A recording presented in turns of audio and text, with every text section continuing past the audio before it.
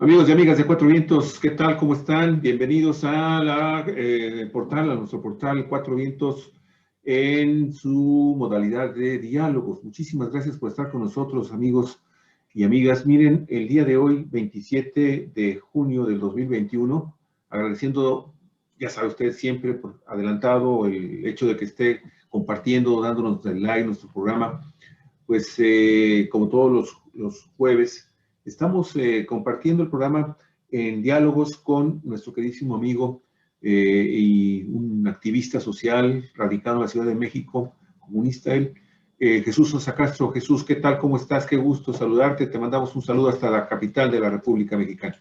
Gracias, igualmente un abrazo para los dos. Gracias, Olga Alicia, por favor, termina de presentar a nuestro invitado y el tema, fundamentalmente el tema de hoy. Sí, buenos días, Jesús Sosa Castro. Buenos días, amigos, amigas de Cuatro Vientos. Pues es que es un tema fundamental para México el que vamos a tratar hoy con Jesús Sosa Castro, porque desde el lunes, está esta información pues dominando gran parte de los comentarios que se desprenden de los medios de comunicación y que van a dar a la opinión pública, porque nos enteramos así, pues para muchos sorpresivamente, de que de pronto México es propietario de una de las refinerías más grandes que existen en Estados Unidos, una refinería que tiene la capacidad para procesar 340,000 barriles diarios de petróleo. Y esta refinería, que está en Deer Park, en Houston, Texas, pues va a generar la gasolina suficiente junto con las refinerías que ya están equipadas en México, para que México, así lo dice el presidente López Obrador, logre la autosuficiencia en el abasto de su gasolina, producir su propia gasolina para la demanda nacional en 2023. Esta es la meta. Y bueno, pues no faltaron las críticas, los comentarios de opositores señalando pues que esta era una refinería chatarra, en malas condiciones. Pero bueno, en todo el día de ayer que hablamos con nuestro amigo Jesús Sosa Castro, lo dedicamos a estar estudiando el tema. Y pues por lo que encontramos, Jesús, se trata de un negocio muy interesante el que ha hecho el presidente Andrés Manuel López Obrador, y pues no estamos lejos de conocer los resultados reales. Se dice 2023, no está lejana a la fecha para saber si son cuentas guajiras o es una realidad. Por lo pronto, lo que sí encontramos es el dato comparativo. Esta gasolinera le cuesta, en números cerrados, 600 millones de dólares al país, y más o menos fue la cantidad, Jesús, que le costó a Felipe Calderón, le costó 620 millones de dólares construir una barda donde dijo que iba a construir una refinería en Tula, en México. Y por esa misma cantidad, el presidente López Obrador ha comprado esta refinería en Estados Unidos.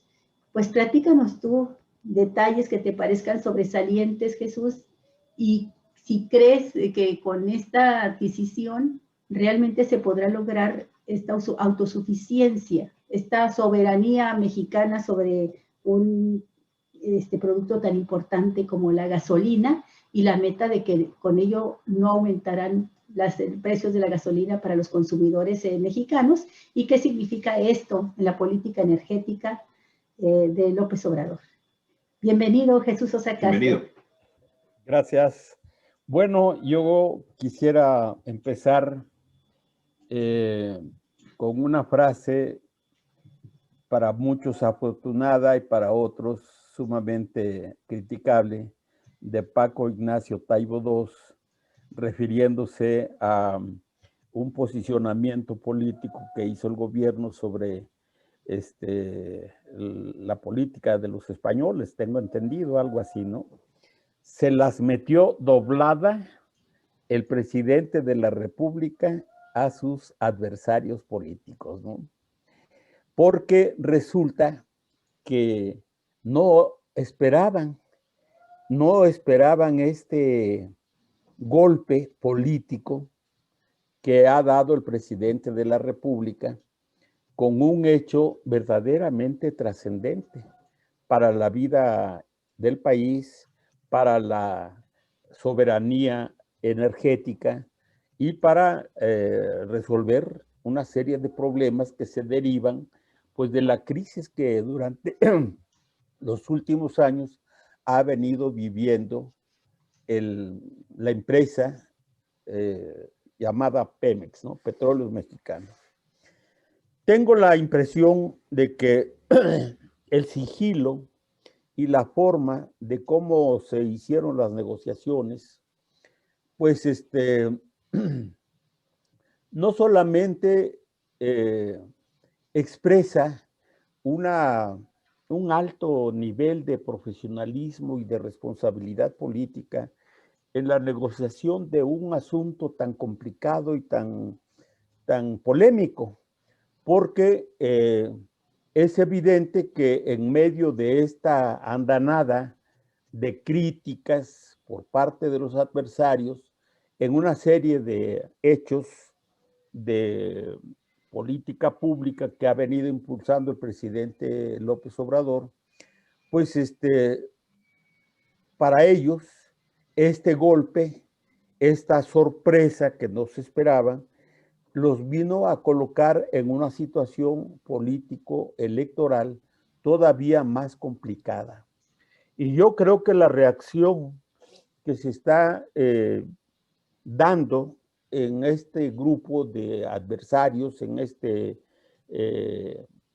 partido que ha agrupado al PRI, al PAN y al PRD, y otros comentaristas y demás, significa que les ha dolido mucho, que han medido las consecuencias inmediatas que están derivándose de esta decisión de gobierno y por lo tanto la preocupación que se está manifestando por parte de ellos, pues es una situación que los está moviendo hacia una situación muy difícil desde el punto de vista electoral, y yo creo que a eso se debe estos reacomodos, estas renuncias, estas declinaciones de algunos candidatos para reforzar al partido o a los partidos que están más en la condición de disputarle el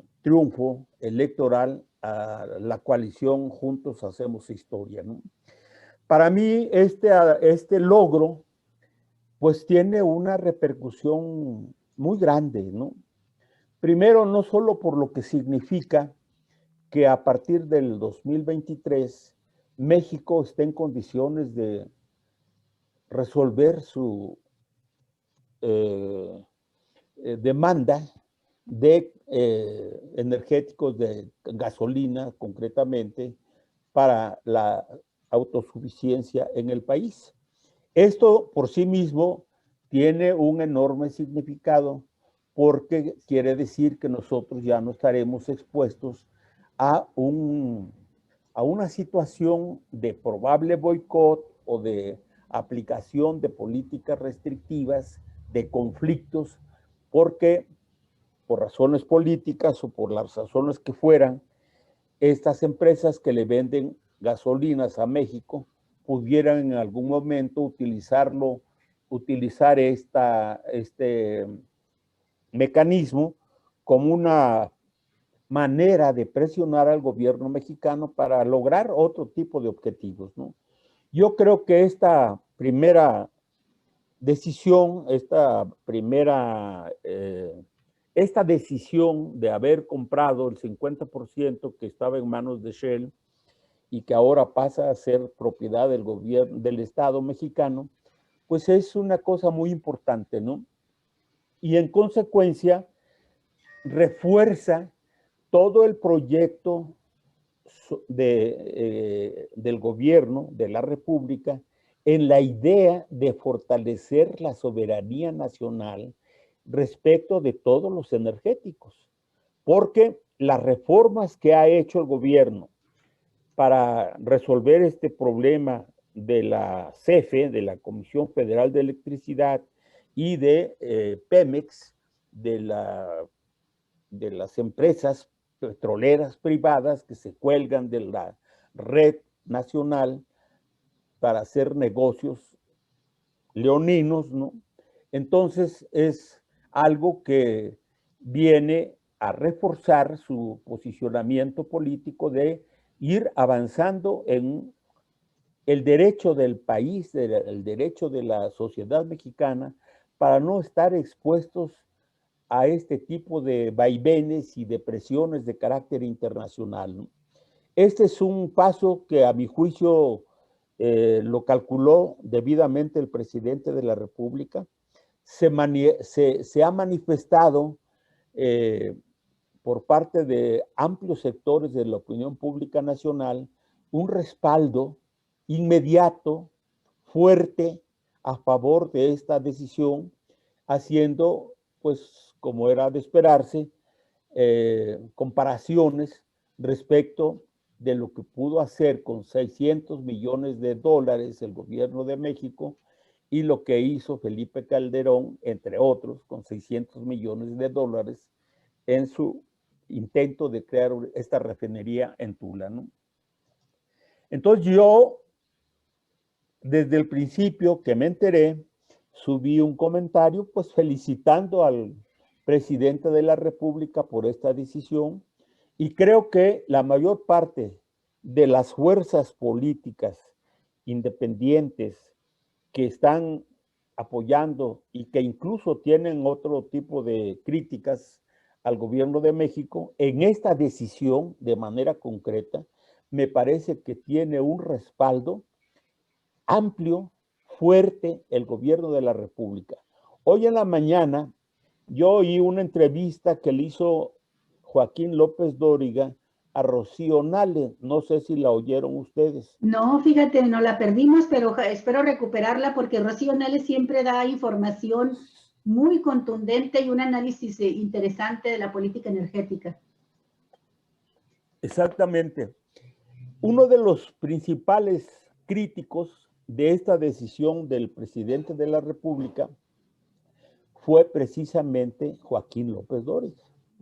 Se burló diciendo que había comprado chatarra y que esos 600 millones de dólares hubieran servido para comprar vacunas, dicen, ¿no? Como si este asunto de las vacunas estuviera pues en entredicho, cuando todos sabemos que hay vacunas suficientes para ir resolviendo el problema de la pandemia, ¿no? Entonces, en esta entrevista, que tengo la impresión de que Joaquín López Dóriga la quiso exhibir políticamente a Rocío Nale, la verdad es que Rocío Nale le dio 10 y las malas a Joaquín López Dóriga, ¿no?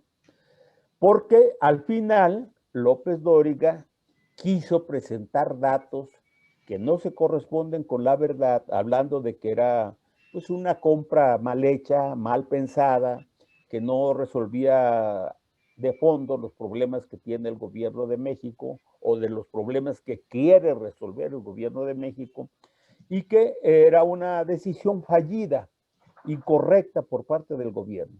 Pero los datos que le dio Rocío Nale a Joaquín López Dóriga realmente lo dejó súbito, como dicen los chavos, ¿no?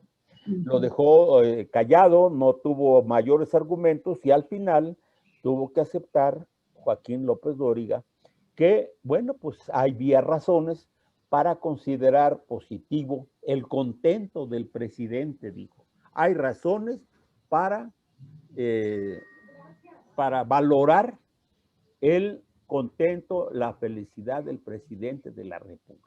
O sea, desde mi punto de vista, esta actitud de Joaquín López Dóriga significa que aún críticos como Joaquín López Dóriga empiezan a darse cuenta de que Andrés Manuel López Obrador, presidente de la República, no da paso sin guarache, como se dice comúnmente, ¿no? Y que esta decisión de haber comprado el 50% de las acciones que ya que seguían estando en Que manos tenía de Shell, Shell. porque ya México, ya Exacto. Pemex ya era propietario del 50% de las acciones y el otro 50% lo tenía la empresa, la firma Shell. Así es. Entonces, yo creo que quienes suponían que esto podía ser aprovechado por la oposición para echarle leña al fuego, criticando, desacreditando la política del gobierno y ganando puntos en este proceso electoral que se cierra el 6 de junio, pues les está fallando y les está fallando feo. Yo, por tanto, pues creo que lo dicho por el presidente ayer en la mañanera, en donde informó de los detalles de cómo se hizo la negociación con el apoyo del Consejo Consultivo Interno y Externo de Pemex, con la presencia de estos órganos internos y externos, que decidieron apoyar la decisión de manera unánime, y el gabinete igualmente, pues hace que la reacción, que los adversarios políticos estén en la locura, estén sin saber qué hacer, qué plantear. Ahora se les ha acabado pues la iniciativa política. Yo nada más veo, oigo los videos electorales que sube el PRI, el PAN y el PRD, y francamente dan pena ajena, ¿no?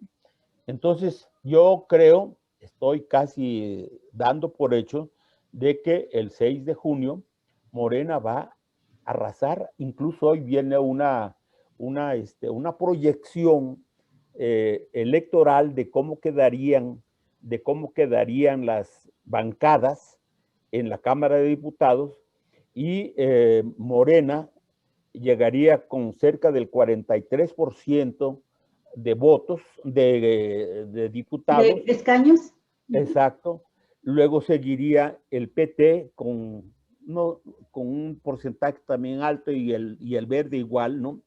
Y los sumados, los diputados de estos tres partidos que van en coalición, pues alcanzan la mayoría calificada que se requiere. ¿La calificada?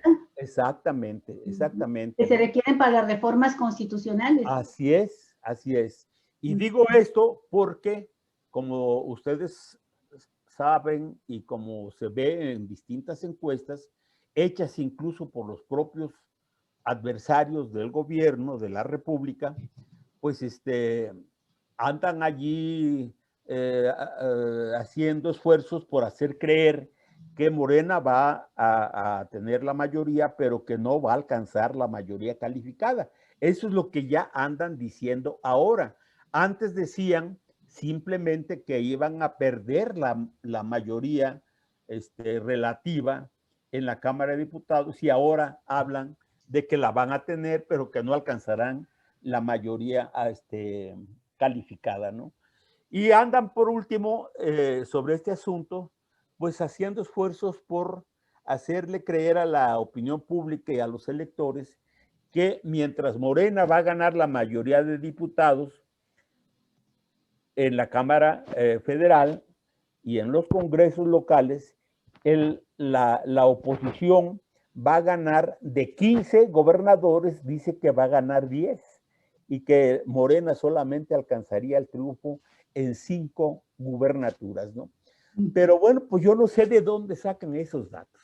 La verdad es que si uno revisa las proyecciones, las encuestas y lo que opina la gente en los estados donde va a haber elecciones de gobernador, pues no se ve que la mayoría en algunos de estos estados esté favoreciendo al partido de Va por México, ¿no? Que es el con el que prácticamente se está confrontando la coalición Juntos Hacemos Historia, ¿no? Por lo tanto, mi conclusión en esto, Olga y Luis, es que este golpe, esta sorpresa que el gobierno de la República puso en juego en la escena política en este momento, no les favorece a los adversarios, sino al contrario, me parece que el presidente de la República gana puntos, gana una opinión favorable más allá de la que ya tenía. Ahora se habla del 70% de opinión aceptando y valorando positivamente las decisiones del gobierno federal. Y hace una semana andaba más o menos en una medición del 60-63%.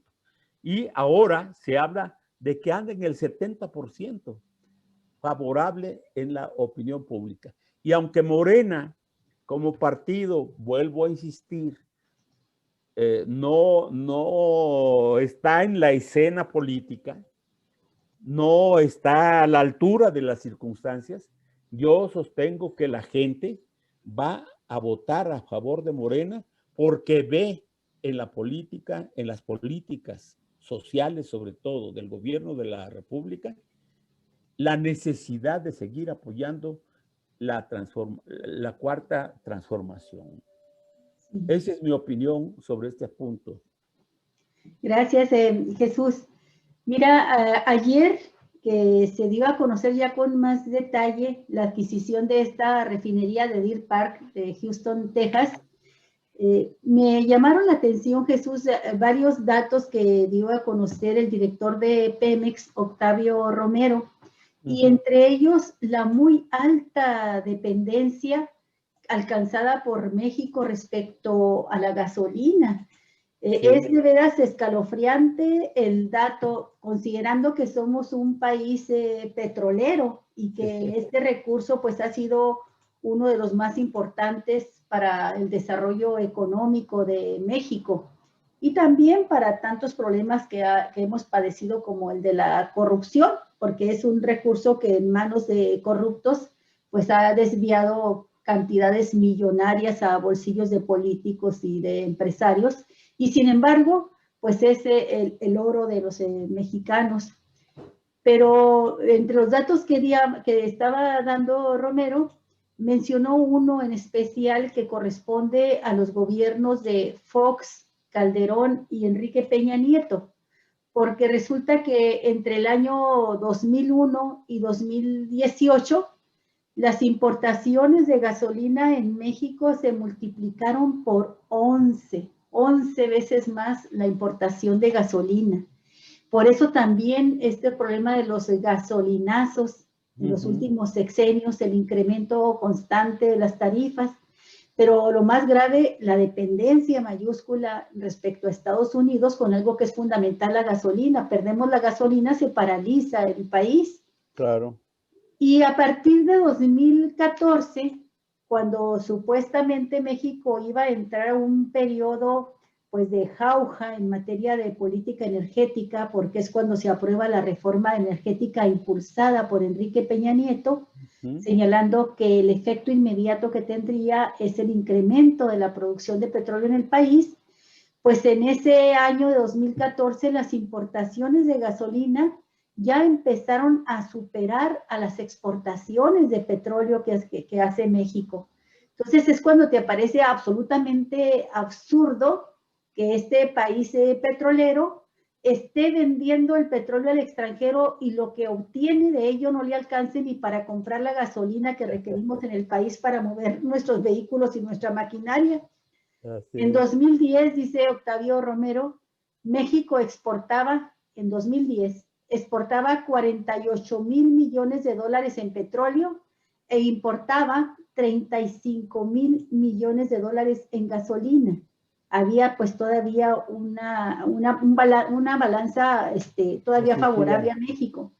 Pero para 2020 ya México importó el valor de 30,000 millones de dólares de gasolina y exportó solo 17,000 millones. Dice, esto significa que actualmente tenemos un déficit comercial de 13,000 millones de dólares. Pues es una cantidad muy superior a los 600 millones de dólares que nos está costando como país la adquisición de esta refinería, que va de 600 millones a ese déficit comercial de 13,000 millones, ¿no? Por la compra de gasolina. Pero los otros datos que también me parecieron muy importantes, Jesús, es el hecho de que la gasolina sigue siendo un energético fundamental para la economía de los países, porque escuchamos mucho las voces, y yo estoy de acuerdo con ellos, con los ambientalistas, de que ya tenemos que irnos hacia las energías limpias. Sin embargo, las condiciones económicas de los países, no solo de México, del mundo, arrojan, según las encuestadoras analizadas por el gobierno mexicano para definir su política también, arrojan un dato muy interesante, ¿no? La Organización de Países Exportadores de Petróleo, la OPEP, dice que la demanda de petróleo va a estar creciendo en el mundo por lo menos hasta el año 2045. Y otras consultoras petroleras pues señalan lo mismo, lo extienden hasta el año 2050. Y esto lo plantean como algo que se va a ver reforzado por las secuelas tan negativas de la pandemia también y de la crisis que deja la crisis económica y que obliga a las naciones a seguir dependiendo todavía de este fósil, ¿no? de este petróleo, que es un recurso no renovable. La Agencia Internacional de Energía, por ejemplo, pues menciona el creciente aumento de la refinación de petróleo para producir gasolina en el mundo. Y ahorita nos asombramos del desarrollo económico de potencias como China, por ejemplo, pero ellos incrementaron, de 2013 a 2018, incrementaron la refinación de gasolina en un 31%. Arabia Saudita en 14%, la India, que es un ejemplo que a cada rato se menciona de crecimiento económico, pues aumentó su refinación en 9%, y en el mismo porcentaje lo hizo Rusia, los Emiratos Árabes, Estados Unidos, por ahí también cerca de ese porcentaje. Y en cambio México tenía sus refinerías, cuando la recibe López Obrador a fines de 2018, funcionando al 30% de su capacidad. Entonces son solamente 6 refinerías las que tiene México, la séptima será la de Dos Bocas, la nueva, que no se construía ninguna desde el año de 1979 en nuestro país, mientras que Estados Unidos, por ejemplo, no dejaba de construir refinerías, tiene 138 refinerías. Y aquí estos datos, Jesús, yo quiero que nos sirvan para analizar lo siguiente. Entre los críticos aparecen voces, por ejemplo, la de Denise Dresser, que la menciono como ejemplo, pero ella representa mucho el pensamiento de muchos más que consideran como un modelo muy importante la economía de Estados Unidos, de Japón, de algunos países europeos, y siempre los están poniendo como ejemplo, ¿no? de lo que se debe de hacer. Y resulta que estos países que ponen como ejemplo, pues producen mucho más refinación de petróleo para sus gasolinas que lo que ha hecho México, con sus 6 refinerías al 30%.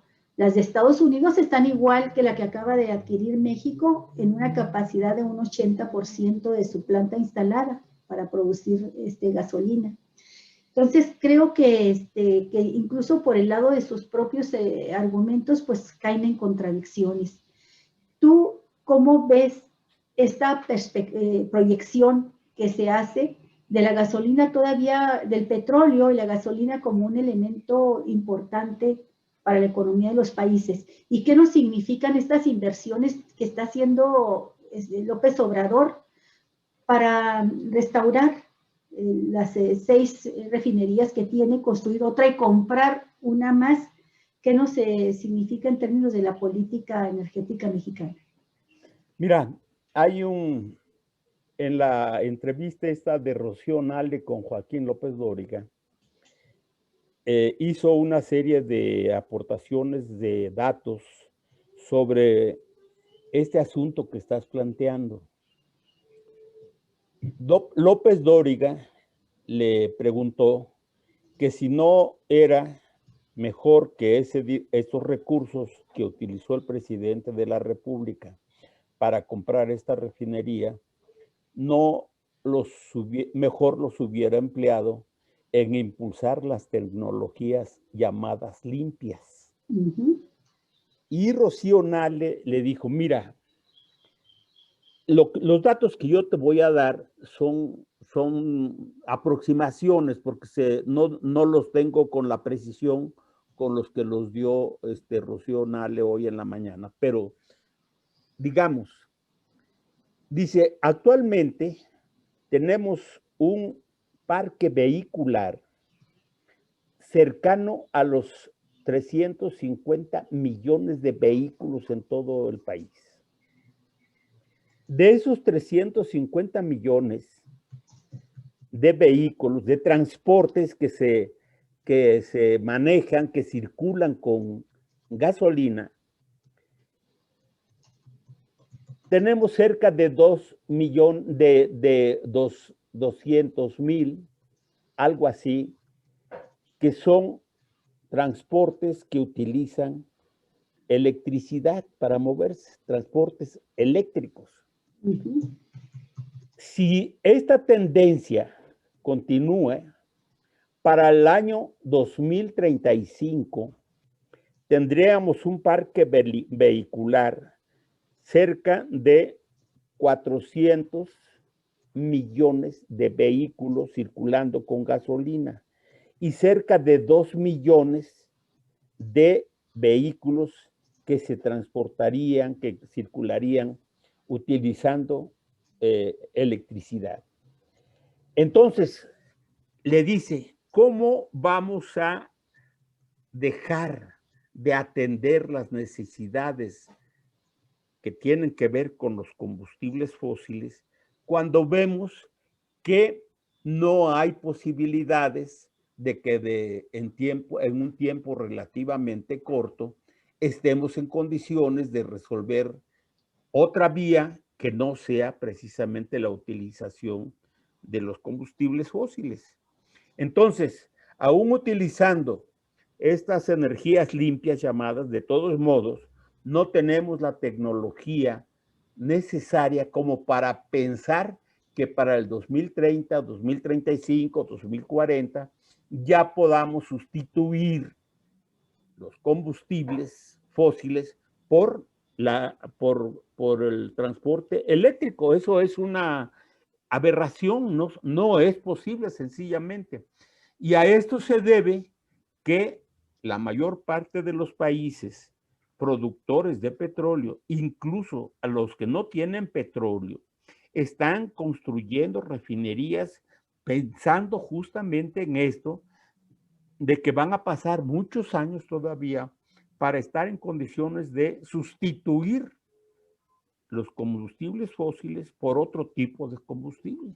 Entonces, yo por eso creo que lo que hizo el presidente de la República obedeció a una visión de largo plazo que él tiene sobre estas cuestiones, porque aparte de lo que para él tiene mucha importancia no depender del exterior, de otros países, en la utilización o en la compra de gasolinas y de otro tipo de combustibles, el hecho real es que el gobierno de la República también está poniendo en juego una decisión que a mí me parece muy importante. Dice, al mismo tiempo que nosotros estamos construyendo refinerías para autoabastecernos, para autoabastecer el mercado interno, también nosotros estamos obligados a cuidar el recurso natural que es el petróleo, porque es un recurso no renovable. Y aunque hemos descubierto pozos, yacimientos muy importantes que nos permiten sacar más de 2 millones de barriles diarios de crudo y procesarlo en las refinerías que van a estar en nuestras manos, nosotros vamos a cuidar ese recurso porque no vamos a sacar petróleo del subsuelo más allá de las necesidades internas del país. Entonces, yo creo que aquí está en juego, pues, una visión de un hombre, de un gobernante, que no solamente está preocupado, está interesado en garantizar que el país no pueda ser víctima de una parálisis por razones de falta de energéticos, sino que los va a producir en la cantidad necesaria. Pero al mismo tiempo no va a hacer de este recurso natural una forma de venderlo al exterior como petróleo crudo, pues para resolver otras necesidades económicas que tiene el país, porque antes, hasta hace unos años, en el gobierno de este, ¿cómo se llama? De Fox de Calderón.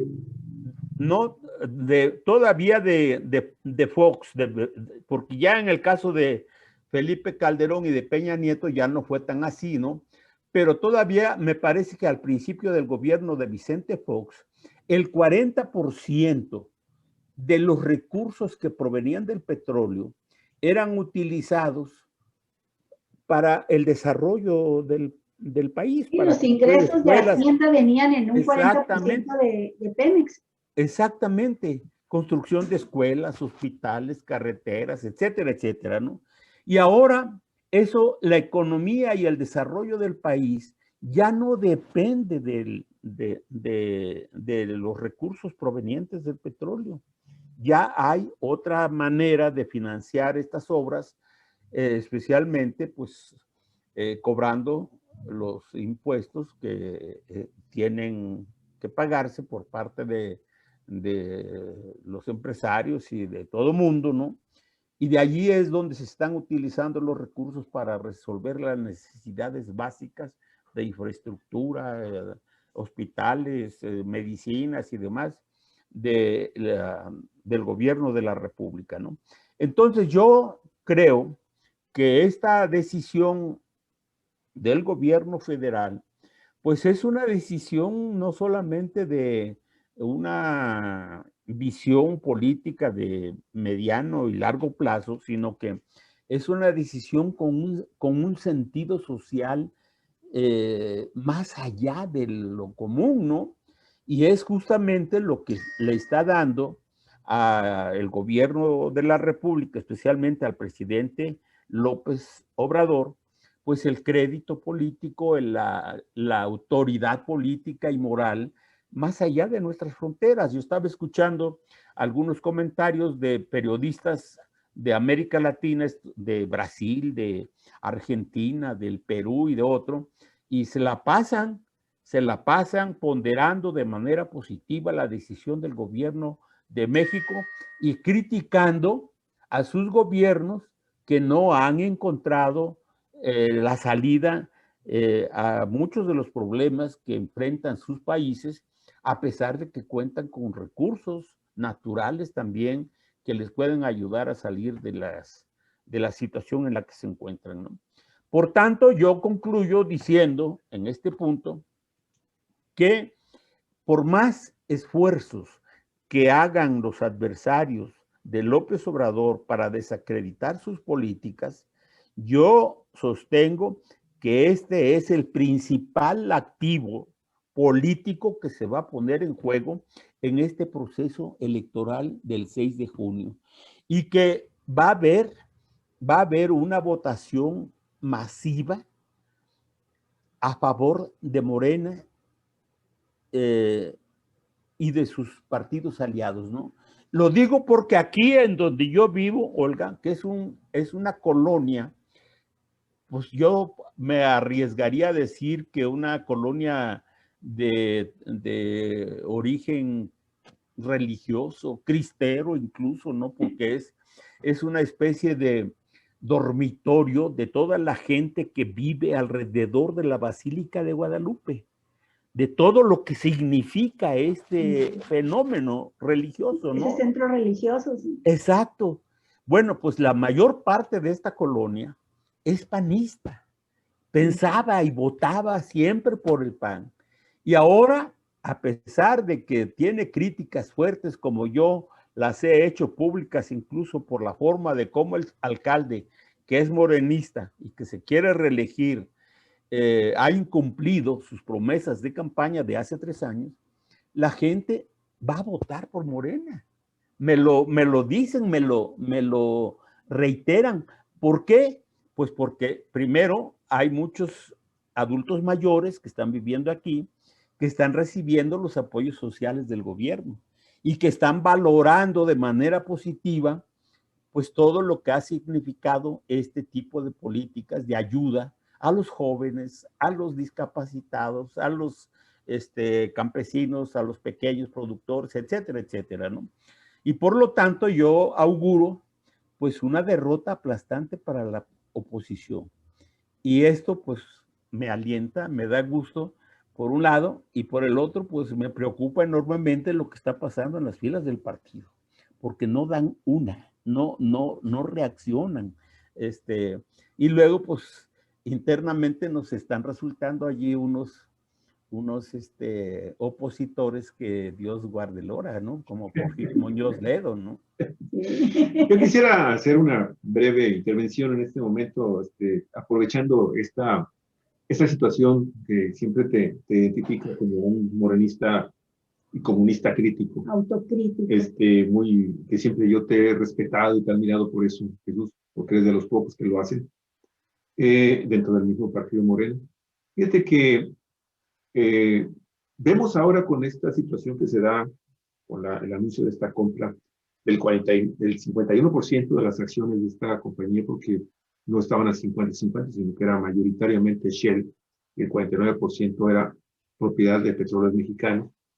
Fíjate que es muy interesante porque replantea entonces la estrategia energética, y a mí me gustaría que comenzara entonces a tener una mayor vigencia y una mayor oportunidad del mismo partido Morena y el resto de la sociedad, en donde pudiéramos incluir a los expertos de buena fe que pueden aportar mucho en el trabajo de delinear una política energética totalmente diferente a la que heredó este gobierno de los gobiernos neoliberales y que pues está en vías de desintegración porque con muchas dificultades, ¿no? Porque hay que ver que están enfrentando esta oposición, que se están parando, por ejemplo, ante estos cambios que se hicieron precisamente en materia energética de los hidrocarburos y que está sujeta en este momento a amparos provisionales que se están revisando para determinar si esto sube escala en el Poder Judicial de la Federación hasta la Suprema Corte de Justicia de la Nación y ver si va o no va finalmente lo que ya se aprobó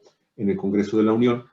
Es muy interesante entonces que la sociedad mexicana reflexione a fondo y diga, bueno, es el momento en que, no con este gobierno, porque está visto, Jesús, que son tantos los nudos gordianos, ¿sí? En la Liga de Gobierno y en el mismo Estado mexicano, que se pusieron por parte de los neoliberales y de los gobiernos de estos que representaron a estos partidos, que va a tener que recurrir todo lo que resta de este sexenio para tratar de sacar adelante lo que se está anunciando como la estrategia, ¿no? Que incluye el tema de las 6 refinerías que se están modernizando, la construcción también con muchas dificultades de Dos Bocas, de la nueva refinería, y que eso permitiría que finalmente la estrategia de suministro de gasolinas en el norte de la República, a través de esta refinería que se compra en Houston, Texas, o que se termina de comprar,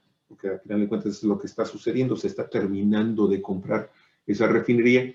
Bueno, entonces abastecería con gasolinas a todos los estados norteños, que pues, sabemos perfectamente bien que pues dependemos directamente. Baja California es una de ellas. Por años, se han estado importando gasolinas para poder surtir la demanda de uno de los estados que tienen el mayor parque vehicular de toda la República, ¿eh? También son millones de vehículos los que se mueven y que se suministran de gasolinas fundamentalmente pues del extranjero, ¿sí?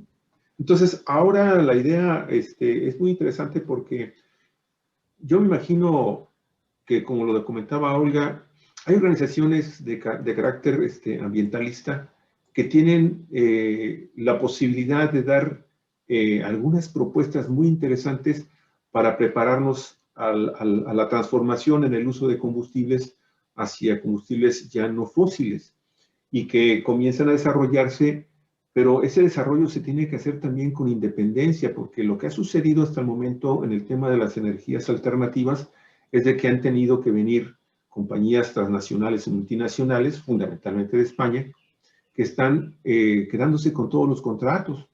No sé si tú sepas, mi estimado Jesús, o conozcas, cuando menos en el mapa, aquí hay una sierra de la parte norte de Baja California que se llama Sierra de Juárez. Bueno, Sierra de Juárez incluye también un parque natural, uno de los primeros parques naturales que tuvo el país. Ahí se decretó. Y ¿sabes lo que hizo el gobierno de Felipe Calderón con la empresa transnacional Sempra Energy, que pues, de seguro tú sabes que sabes que es una de las principales beneficiadas de la reforma energética, que ellos mismos propusieron junto con todas las grandes compañías petroleras, entre ellas Shell, Chevron y bueno, todas esas, que fueron las que crearon la reforma energética que finalmente pasa con Enrique Peña Nieto y que la arrancaron desde Cedillo, con Cedillo Ponce de León.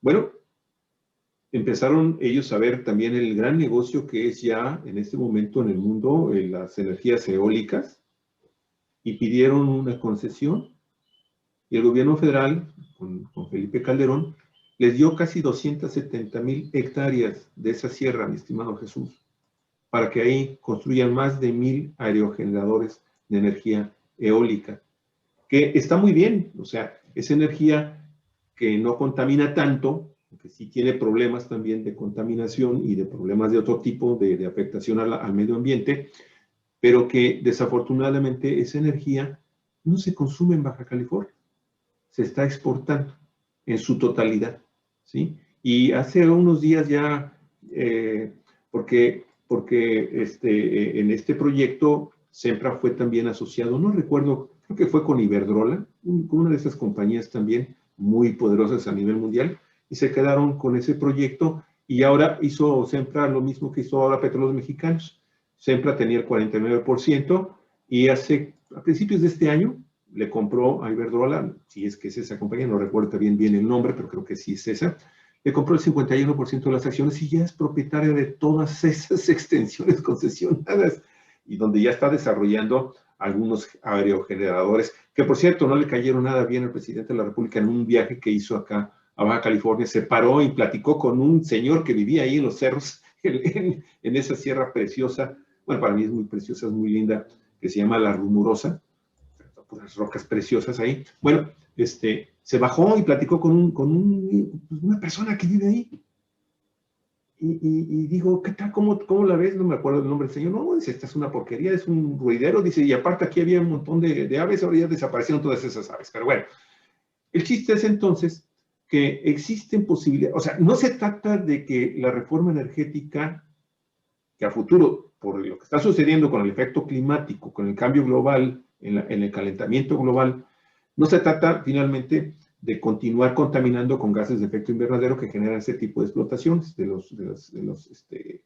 los energéticos fósiles que se están terminando, sino de que vengan las grandes compañías a quedarse también con los sistemas alternativos de energía. No, se trata de que se define una política muy nacional, sin que eso suene a nacionalismo y a que me pongo la bandera de México, me arrojo por el balcón de mi ventana, sino que sea una política que primero permita la autosuficiencia con empresas nacionales mexicanas, ¿sí? con buenos empresarios que estén totalmente comprometidos con los intereses del Estado mexicano, que somos todos. Y después también, esa reforma energética para mí, disculpen que me estoy alargando, pero ya voy a terminar, tiene también que visualizarnos a los mexicanos también como productores de energía. Nosotros podemos, por ley, en este momento, podemos tener en los techos, en los jardines, en los patios de nuestras casas, incluso de nuestras fábricas, de nuestras industrias, de nuestros comercios, podemos poner pequeños generadores de energía para ser autosuficientes y vender los excedentes que tengamos a la red nacional eléctrica. Pero desafortunadamente, las condiciones de mercado, dominado por estas grandes compañías transnacionales, no lo impiden. ¿Cuál es en este momento el negocio más grande en perspectiva del sector productivo de Baja California? El energético. ¿Sabes cuántos manifiestos de impacto ambiental en este momento se están manejando, están bajo análisis en la Secretaría del Medio Ambiente y Recursos Naturales en esta administración para Baja California? 7 proyectos. ¿Y sabes cuántos son mexicanos? Ninguno. Hay 2 de Petróleos Mexicanos que quiere construir acá una planta generadora de electricidad. Y me estoy desviando quizás un poquito del tema de los hidrocarburos, ¿no? Pero es que va hilado. Creo que también se requiere forzosamente de que los ciudadanos tengamos esa oportunidad también de sumarnos a los esfuerzos para generar energías limpias y que seamos todos autosustentables. Porque en la medida de que nosotros tengamos nuestro propio abasto y le estemos aportando a la red nacional, bueno, entonces la energía, sea electricidad o sea gasolina, o sea, porque también debemos de pensar ya a futuro, ya el mundo más avanzado está caminando a pasos agigantados hacia la conversión también de los vehículos que se mueven con gasolinas y diésel a los que se mueven también con electricidad. O sea, todo eso lo tenemos que visualizar a futuro y es un futuro a corto plazo. Estoy hablando de 10, 15 años. Ese es el corto plazo para nosotros. Entonces, yo creo que es el momento más que oportuno. No le va a tocar a Andrés Manuel López Obrador y al gobierno que él ha denominado como la Cuarta Transformación, no le va a tocar finalmente establecer estas bases. Pero sí es importante que los ciudadanos lo apoyemos en este momento a que tenga precisamente las condiciones propicias para que esto pueda seguir avanzando. Y de eso, si no lo reflexionamos los mexicanos en las elecciones 2021, si no lo reflexionamos a profundidad en el proceso de revocación de mandato del 2022, y si no lo pensamos todavía más a profundidad en las elecciones de 2024, pues esto entonces va a seguir siendo un sueño guajiro. Finalmente los intereses de los grandes consorcios multinacionales y financieros, pues finalmente del mundo, son los que van a seguir imponiendo las políticas energéticas de este país. Disculpe que me haya extendido, pero quería soltar eso de mi ronco pecho. No hay problema. Yo creo que tiene razón. Como país estamos urgidos de desarrollar nuestra propia tecnología, no depender tecnológica y científicamente también del extranjero, de las empresas transnacionales, ¿no? Pero todo lo que estamos viendo a la fecha es porque se ha puesto como prioridad los intereses de las grandes empresas transnacionales, el interés de la iniciativa privada, y no les ha importado el interés nacional de los países respectivos, ¿no? Cuando se ponga por delante la necesidad de que un gobierno se preocupe por darle la mejor vida, los mejores servicios a sus ciudadanos, cuando deje de depender de tecnologías y de recursos provenientes del extranjero, cuando ya no sea la iniciativa privada y las empresas transnacionales las que impongan sus políticas en los países correspondientes, cuando nosotros dejemos de depender de estas empresas transnacionales en muchos aspectos, pues en ese momento estaremos creando las condiciones para vivir de otra manera. Distintos gobiernos, los distintos gobiernos que hemos tenido, pues no les ha interesado la gente, el pueblo. Lo que les ha interesado es que haya inversión extranjera y que estos extranjeros, estos privados, se adueñen de la ganancia, de los recursos y de todo lo que se produce. Yo creo que la campaña que ha desatado el presidente de la República, criticando el comportamiento de pues, órganos que tienen que ver con la justicia, que tienen que ver con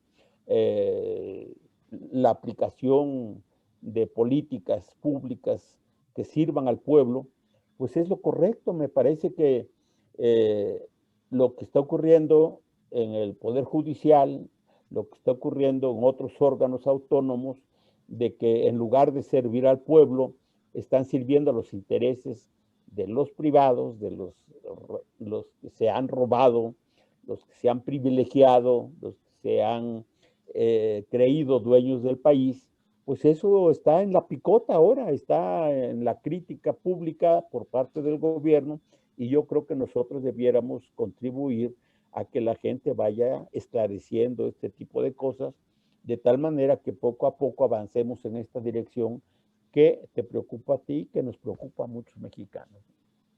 Sí. Jesús, para concluir el tema, me gustaría mucho que nos dieras tu opinión respecto a otro aspecto que se ha estado criticando, que es la deuda que tenía esta refinería de Texas, que acaba de adquirir el gobierno mexicano, y que dicen, bueno, pues ¿cuál es la ganancia si la adquiere con una deuda grande de más de 900 millones de dólares?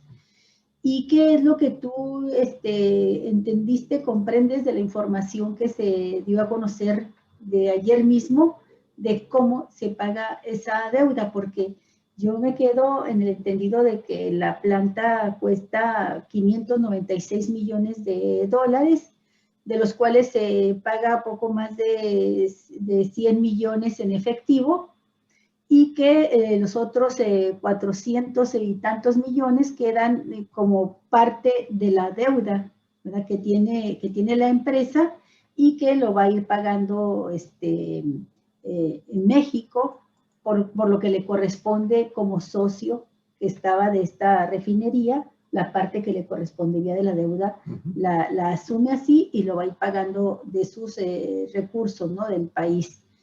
Y eso te da el total de los 600 millones. Pero, ¿qué significa entonces la deuda de 900 millones, que es con la que se asume? Pues yo no conozco muy bien este asunto, pero lo que yo entendí es que la empresa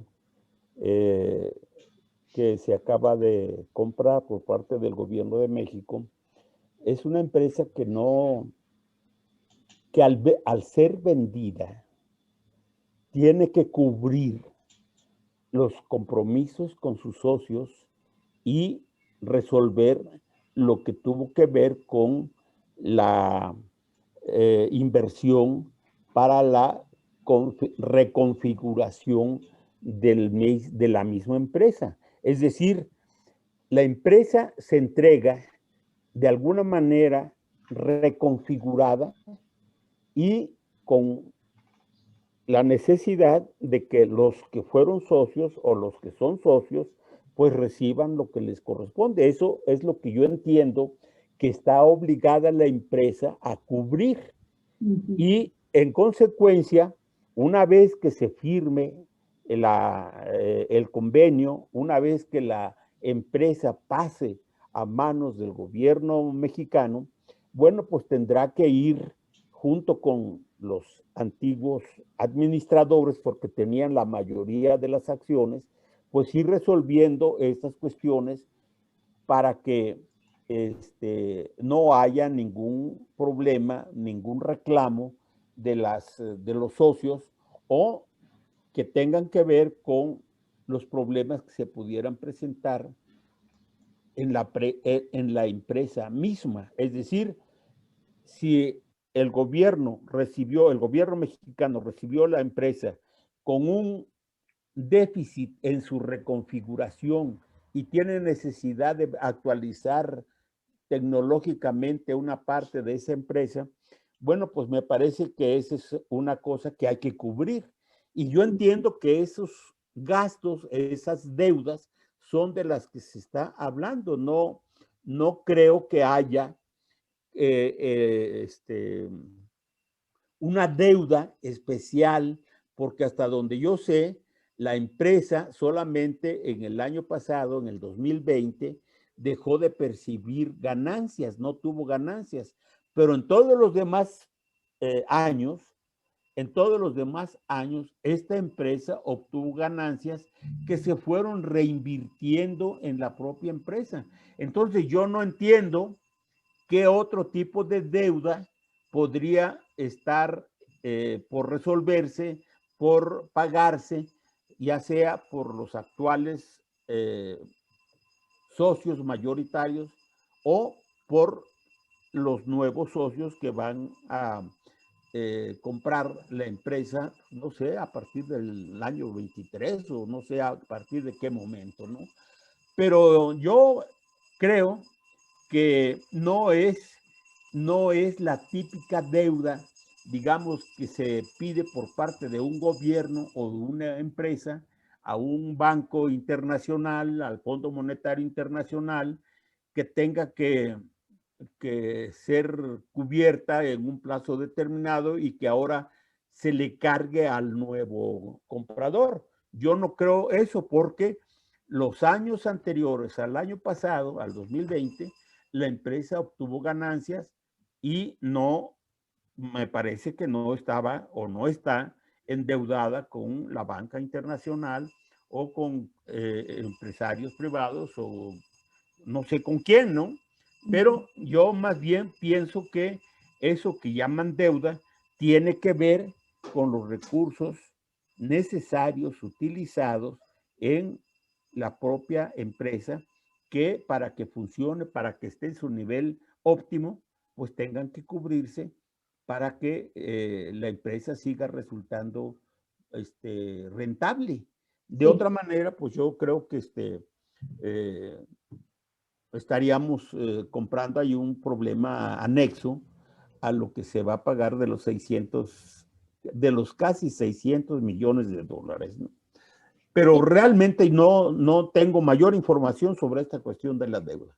Sí, Habría que estudiarla. tienes razón, Jesús, es información que va a ir saliendo también en el transcurso de los próximos días, seguramente ya con más detalle, porque hay mucha información también de carácter muy técnico. Pero sí, lo que se dio a conocer hasta el día de ayer es que esa deuda corresponde a inversión que hizo la propia empresa Shell para modificar y modernizar en 2019 varias mejoras técnicas en la planta refinadora. Entonces, y esto también contradice pues eso de que chatarra, en 2019 se le invirtió esta cantidad tan grande en millones de dólares para modernizarla. Entonces, lo que sí me llamó la atención también es que López Obrador dice que se tiene el recurso en Banobras, las reservas de 30,000 millones de pesos, pues para cubrir este contrato con Shell. Y bueno, de entrada, pues parece muy atractivo el hecho de que solamente se hayan pagado en efectivo 106 millones, son como 2,000 millones de pesos. En todo el costo de la planta, los 12,000 ya puestos en pesos, considerando la paridad con el dólar a 20 pesos por dólar, pues son 12,000 millones de pesos. Yo digo que con dos grandes empresarios a los que se les obligó a pagar los impuestos que debían, con eso se paga la refinería que ahora tiene México en Estados Unidos. Nos faltan algunos otros datos que yo pienso que tenemos que recabar en los próximos días y que tiene que ver con la propiedad en general de esa refinería que son varias hectáreas de terreno, creo que tiene una superficie en terreno del doble o casi el doble de la que tiene, por ejemplo, Dos Bocas. Entonces, ahorita yo mentiría, pero creo que son como 700 hectáreas la que adquiere México, y todo eso le da una capacidad de maniobra muy grande, industrial. Y la otra cuestión es que esta refinería, Shell no la tenía en venta. O sea, Shell había... Así es. Bueno, tú mencionaste hace un momento que Shell, con su refinería, de la que nosotros teníamos el 50% de las acciones, estuvo teniendo ingresos, utilidades siempre, trabajando al 80% de su capacidad, y lo que significa casi la refinación total de esos 340,000 barriles, ¿no?, diarios. Pero, aquí viene el pero, México no recibía esas utilidades porque les salía muy cara la compra, la entrega de petróleo y luego la compra de la gasolina. Aunque fuera propietario, estar comprando la gasolina para surtirla para las necesidades de México, ahí se le iba toda posibilidad de tener una utilidad, ¿no?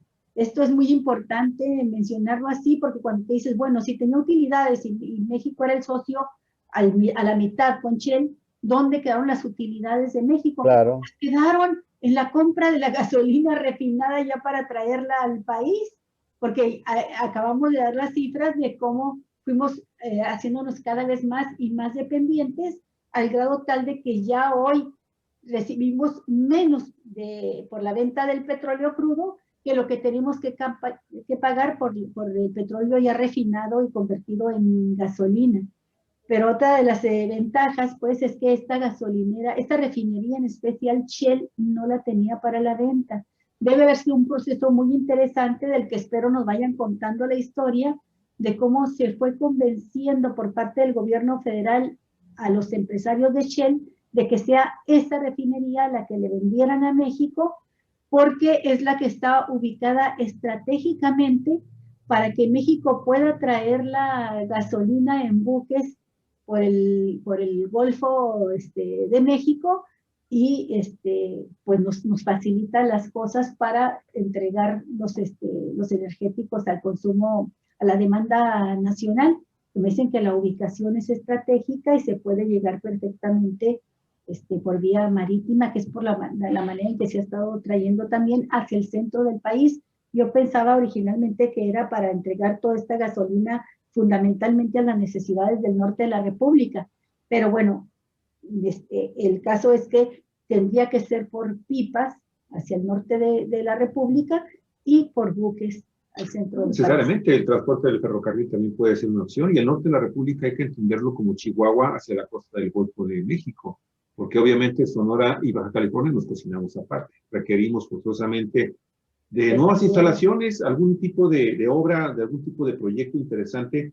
A lo mejor aquí podría convenir más el tema de la energía y darle muy fuerte al tema de la transformación del consumo energético hacia la electricidad. Pero bueno, fíjate que aquí Fausto Ruiz Castelo, muchas gracias Fausto por tu comentario, nos dice, la compró PMR, no Pemex.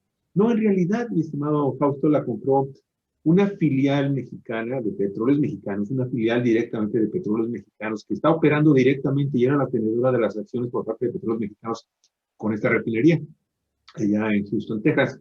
Y es Petróleos Mexicanos International, PMI. Esa es la que en realidad fue la que convenció los funcionarios de esta subsidiaria de Petróleos Mexicanos. Haz de cuenta, así algo como si fuera, en el caso de México, un caso sería el de Yenova, que es la subsidiaria de Sempra Energy. Bueno, todos los negocios que haga finalmente, así es, que haga Yenova, pues beneficia directamente a Sempra, ¿no? Es exactamente lo mismo, mi estimado Fausto. Muchísimas gracias por tu comentario, pero sí había que aclarar. Bueno, yo nada más agregaría un elemento que me parece destacado, ¿no?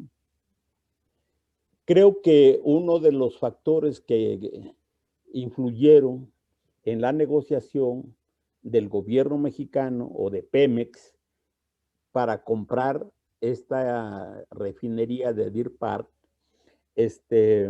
tuvo que ver con el hecho de que México ya tenía el 49% de las acciones. Sí.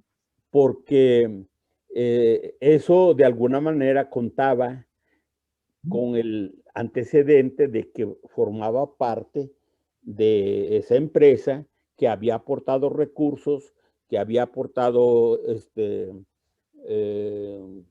pues no sé qué otro tipo de cosas, experiencias seguramente y demás, ¿no? Pero es interesante, o sería interesante, mejor dicho, conocer la memoria de las negociaciones, porque yo creo que lo que dio como informe el director de Pemex el día de ayer y el presidente de la República son parte de las cosas que se dan a conocer públicamente, pero yo creo que hay elementos muy importantes, sustanciales, que influyeron en la negociación con esta empresa Holandesa, Shell. Ajá. ¿Es suiza la empresa? Sí, esa es una petrolera multinacional, transnacional, pero su sede está en Holanda, efectivamente, es holandesa. Ajá. Bien, entonces yo espero que pronto, en algún otro momento, se den a conocer pues lo que podría ser la minuta o la historia de la negociación, porque a mí me parece que se hizo con mucho profesionalismo la negociación, con mucha discreción y sobre todo ventajosamente para el país, ¿no? Entonces, pues sería interesante esa experiencia, conocerla, para que la gente se entere de que pues no somos tan malos en este tipo de negocios cuando se pone en manos de profesionales, ¿no? Pues muy interesante, Jesús. Por lo pronto, sí, la sorpresa fue mayúscula. Sí. Y me hizo recordar, Jesús, cuando López Obrador estaba como jefe de gobierno en la Ciudad de México. Fíjate que a lo mejor tú te vas a acordar, yo tengo una confusión aquí de ante qué comentarista, periodista, se dio a conocer este hecho de que estaba este comentarista entrevistando a alguien de la cúpula empresarial cuando López Obrador anunció que había convocado a una conferencia de prensa para dar a conocer el doble piso de México. El segundo piso. El segundo piso. Ajá. Y también, también fue así sorpresivo, fue algo que se trabajó con mucho sigilo. Y lo que recuerdo yo, ahorita se me escapa la memoria si fue el mismo López Dóriga o si fue este periodista que tenía un programa de radio que lo reprimieron, lo cancelaron porque transmitió las mítines de López Obrador en el Zócalo, cuando fue el conflicto postelectoral, este periodista radiofónico, que con mucha frecuencia lo menciona López Obrador como un ejemplo de la represión a la libertad de expresión. Y el caso es que con uno de ellos, pero me parece que fue propio, o ¿sabes quién? Zabludovsky. Jacobo Zabludovsky. El caso es que estaba entrevistando, vamos a decir que fue Jacobo Zabludovsky para los fines de esta narración, de esta anécdota. Estaba entrevistando a alguien de la cúpula empresarial cuando Andrés Manuel en una conferencia de prensa presenta la maqueta del segundo piso y dice, esta obra ya arranca, se va a realizar y sin pedir un 5 de deuda, sin pedir un presupuesto extra a la Cámara de Diputados, sino con los ahorros que hemos logrado con la política de austeridad. Y costará tanto. Y entonces dice el periodista, supongamos que Zabludovsky, que le comenta al entrevistado de Coparmex de entonces y le dice, están anunciando esto. y que dijo el cuate, ahora sí, ya nos jodieron. No sé si fuese la palabra, fue una más pesada. Ya nos jodió este hijo de su tal por cual. Sí. Ahora, pues a cerrar filas, no podemos permitir que llegue. Pero hablaba de que anunciar esa obra tan grande, la Ciudad de México, el segundo piso, algo logrado con la política de austeridad, era así como una, como una bola para hablar de béisbol, imposible de detenerlo, ¿no? Un jonrón.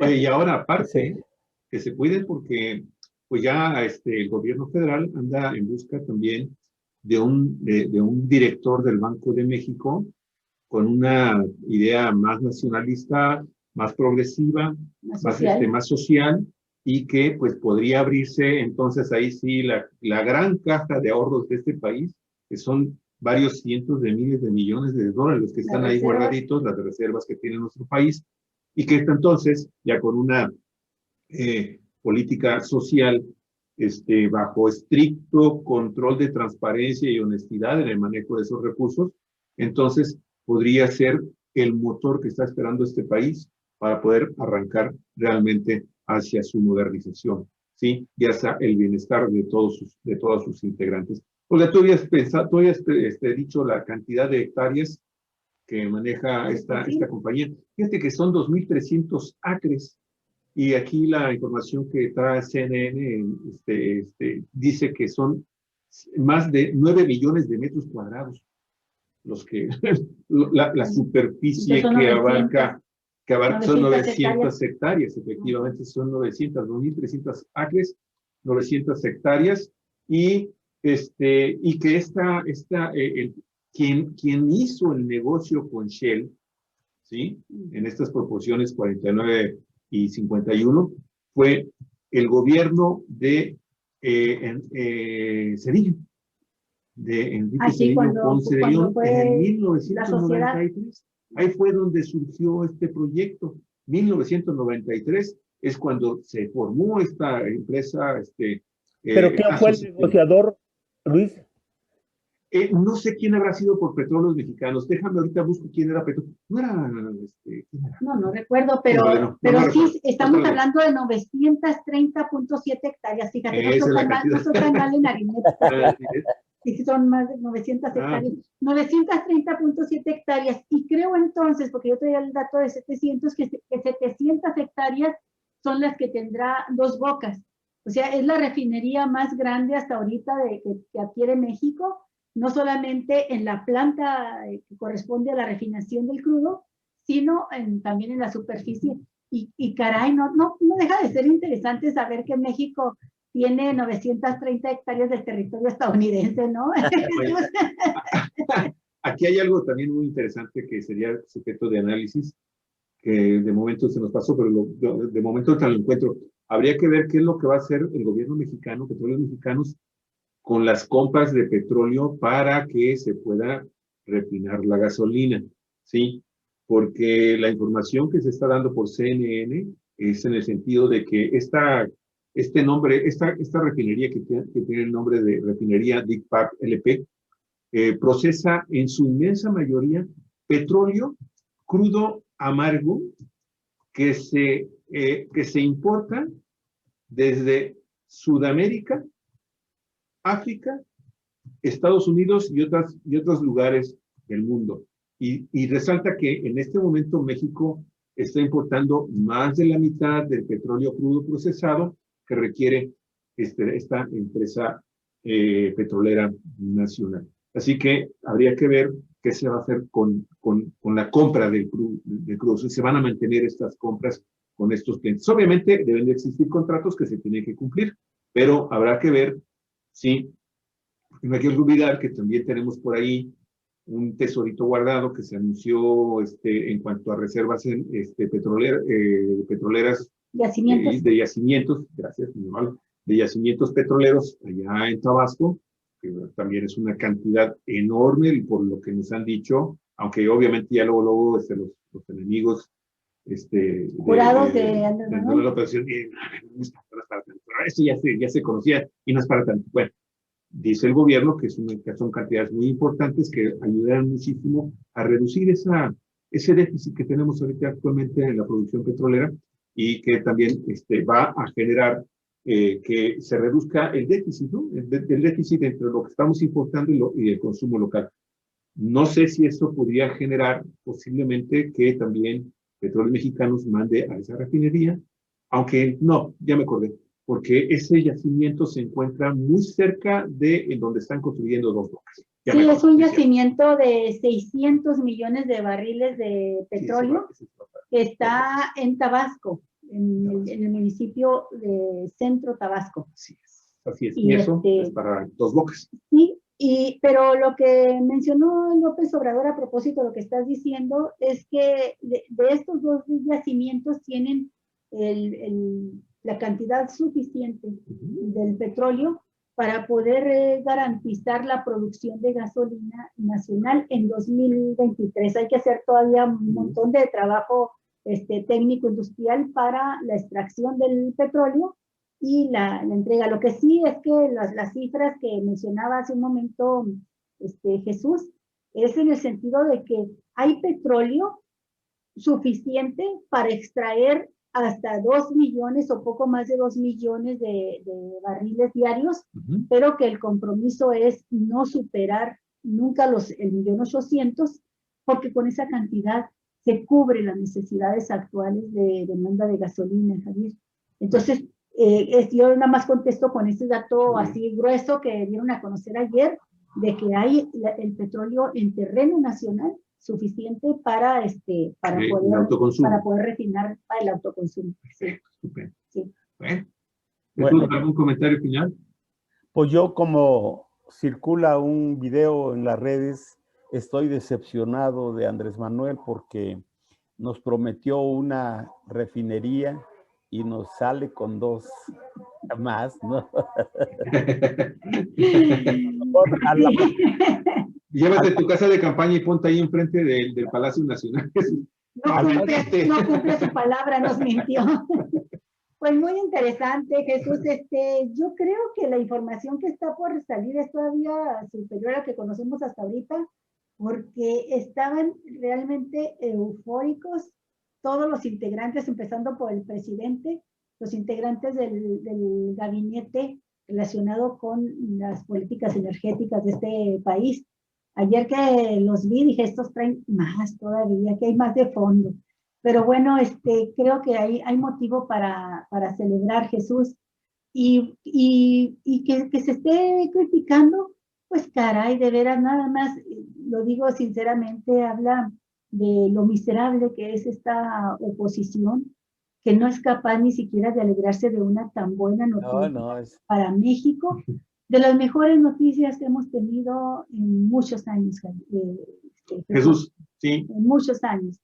40 años sin construir una refinería y una constante caída de México en la pérdida de su soberanía, pero además lo que nos estaba llevando a ahorcarnos en el incremento de tarifas de la gasolina con los gasolinazos, y ahora no solamente se mantiene la promesa de no dar gasolinazos, sino que se está asegurando todas las condiciones para que México pueda tener tarifas accesibles a la gasolina. Y sabemos, desde los años 70 nos dimos cuenta la importancia que tenía la gasolina para no disparar los índices inflacionarios, para no encarecer la canasta básica, para mejorar la calidad de vida a nivel de familia, que es como nos importa la economía. Ya nos hablaron mucho de las macrocifras, ahora queremos saber de las cifras de la economía en la familia. Sí, del bolsillo. ¿No? Del bolsillo. Y que no se incremente el precio de la gasolina y que se esté garantizando que esto se puede sostener durante unos años, pues nos parece que es una de las mejores noticias, Jesús. La siguiente va a ser que compró ya Texas el gobierno. Sí, por lo pronto ya tenemos ahí 900 hectáreas. También que nos iba como país importando todas nuestras gasolinas, hombre, por favor, no sean magachos.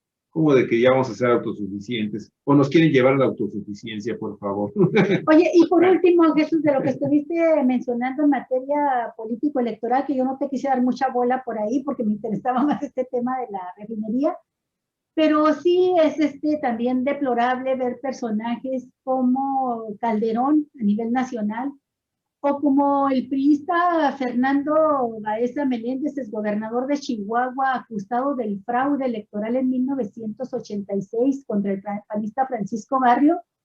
Estos personajes que llevan la indeleble mancha del fraude electoral, llamando ahora a cerrar filas para que no gane Morena y que por lo tanto no avance la dictadura, dicen ellos, de López Obrador, y hablan a cerrar filas en defensa de la democracia. Y yo digo, carajo, ¿con qué cara sale Calderón, que trae esa mancha indeleble del fraude de 2006? O el propio Fernando Baeza, de 20 años atrás, de 1986, con esa mancha también del fraude electoral en Chihuahua, y los chihuahuenses saben muy bien, conocen muy bien esta historia, y con tremenda cara que sale este señor a decir que hay que retirar la candidatura de su compañera de partido, Graciela Ortiz, para llamar a votar por la candidata acusada de corrupción penalmente, Maru Campos, la panista. Y ahora sí, que el prianismo al desnudo, amigo, el prianismo al desnudo, se juntan los fraudulentos con los corruptos, ¿verdad? Llamando a detener una dictadura, la dictadura de un hombre que gana con más de 30 millones de votos, ¿no? Así es. Pues es que andaba cohete, Felipe Calderón. Sí, porque chocó su carro.